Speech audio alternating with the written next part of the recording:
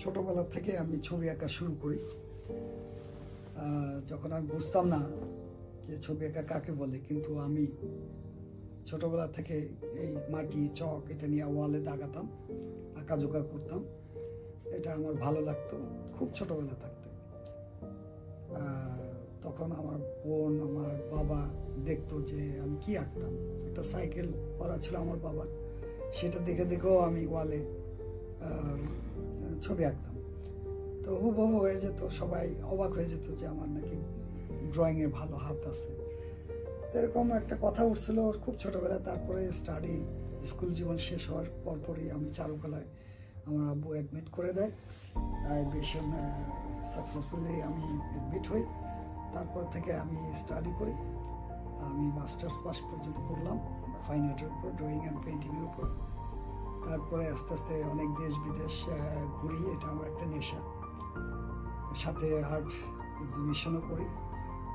তো 2011-তে আমি 1.5 ইয়ার্স আমি স্পেন্ড করছি অক্সফোর্ডে একটা ফাউন্ডেশন কোর্সের উপর। তারপরে ওখানে একটা art gallery, Oxford high street Miller মার্কসের art gallery, Mr. Eden Miller, who is the curator of the gallery, and also he is a good Sotheby's auction leader. এবং সে আমাকে যথেষ্ট প্রমোট করতে চেষ্টা করছে আমার কাজগুলো দিয়ে। আমি 9 মাস আমাকে আলাদাভাবে কাজ করতে আমাকে রিকোয়েস্ট করা হয়েছিল। তো আমি 9 মাস খুব প্র্যাকটিস করলাম এবং সেই মিডিয়াটা হলো মিক্স মিডিয়া উপরে আমি কাজ করছি।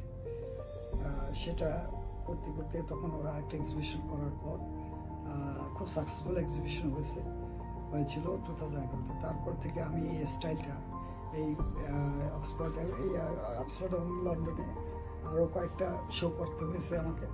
করার পর একটা প্ল্যাটফর্ম তৈরি হয়েছিল একটা ছোট।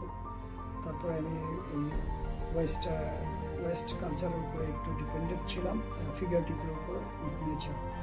তারপরে আমি দেশে যখন আসি, দেশে এসেও দেশীয় কালচারাল কিছু আরবান কালচার যেটা আছে সেটা নিয়ে আমি গবেষণা করে আমার আর্ট ফিল্ডে নিয়ে আসি।